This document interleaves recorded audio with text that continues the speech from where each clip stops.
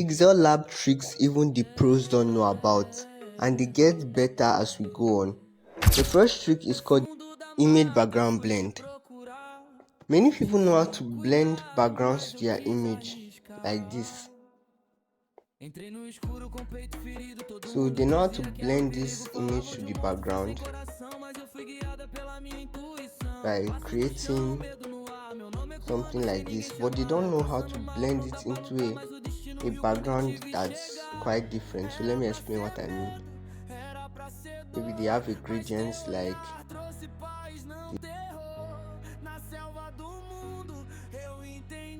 you know how to make their gradients.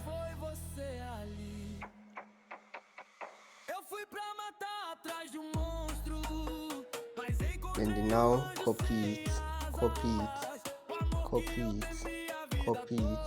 When the image starts to blend with the background. But many of them don't know how to blend it into a more sophisticated background. If your image is blended like this to a background, it's okay. But what if you have a harder background to blend it into? Like you're suddenly given to blend it into this background. A background like this. The white suddenly becomes useless. So what do? We merge all of this. All this white together. You lock that. Then you head over to texture. Look for that same background. This is the background. So you select it. Then what you do is that you bring this part down to where it is, where the staircase is, or where the blend is. Then what you do next? You head over to texture and come here to maintain ratio and press enable. Like this, you can simply resize it to the way you want, and it will blend rightly into the background. The next trick we are going to handle is called the circle shape resizer, and it happens when you select an image. Let's say you select an image with a long that snapped in a long portrait form like this, and you want to get only the person's head in a circle form. When you press circle, you notice that your circle is out of shape, and some people normally do this. Then they start compressing it, and by this time their circle looks horrible and the image inside looks horrible. What do? Select that image, press OK. Now you select the same circle, but this time you come over here to where it's written 1 by 1 in the aspect ratio. You press it, and then your circle is normal.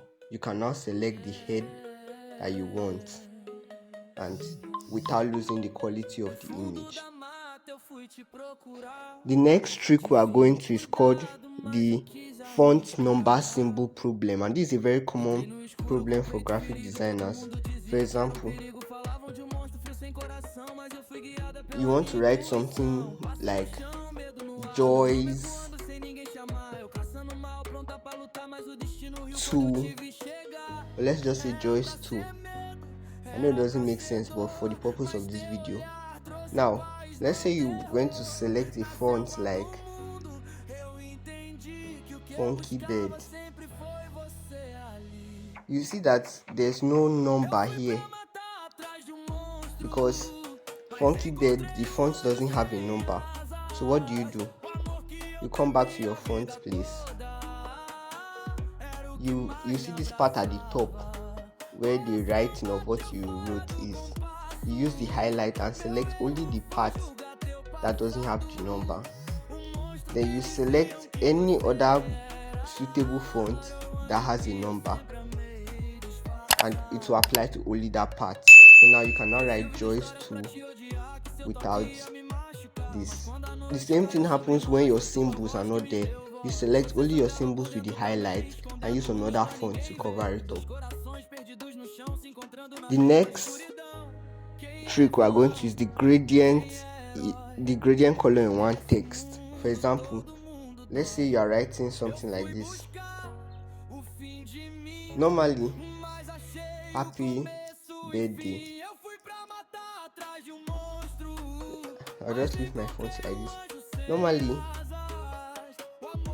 you can't use a color and a gradient in the same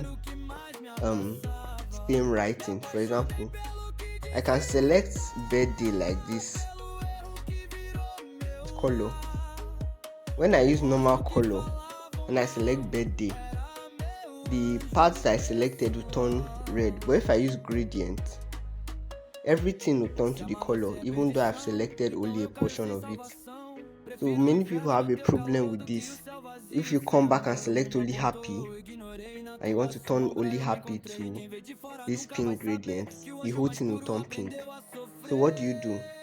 Let's say I want to use, first of all, what I'll actually do is I'll copy the text, I'll centralize it, then I'll lock it. Centralize the second text as well, so they just be right on top of each other, and lock it. For the one at the top, that's you come to color here, and if you want to make the down white, for example, go to color, select white and make the whole text white. Then next thing you do is that you select only a portion of this, the happy that you want to make the gradient color. Press plus and reduce here totally. It's totally transparent. You see what I'm doing? Totally, not halfway, not midway, totally. And you press OK. That way the top will not be showing and it will be hidden. So you've got your lower part as white and your upper part as pink. So that's how to handle that problem. The next trick we are going to is called the save without scattering, and this is a very important trick. Like, if you see most of my projects, I've saved them perfectly and they've not scattered at all, like this project here. See how many elements are inside, but it doesn't scatter. Like some people, they save, and once they save it to scatter. And see, I have a lot of elements here. Some people tell you to lock all your elements. Although locking your elements helps, it will not help you do everything. So what do? Whenever you want to save something like this as a project, let's say you write a name like Harley, don't just save here. Don't just press OK and save. Look at this, your keyboard, how it's up here at the top. Pressing it like this can make everything scatter. So you bring down your keyboard, then you can now press OK. Once you press it like that, it will save without scattering. Then you can now go to your project again and check. Let's check what we just saved. You see, it saved perfectly without scattering. Now, the last trick on our list is the image quality trick, and many graphic designers suffer with this. This is when maybe you want to import an image. Let's say you want to import this image. When you import an image like this and you increase the size, you'll notice that the quality begins to drop on your Pixellab, and this is what most graphic designers struggle with. But there's a simple trick to this. Once you see an image like this, there's a simple way to make it retain its quality. All you have to do is just press copy, and you notice that this image that has been copied has a higher quality than the other image you increased.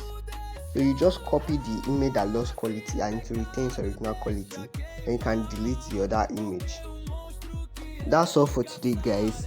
Subscribe to this channel. It doesn't cost a dime for learning something this great, and will make you better than 90% of all graphic designers with just your smartphone. See you on the next videos. Out.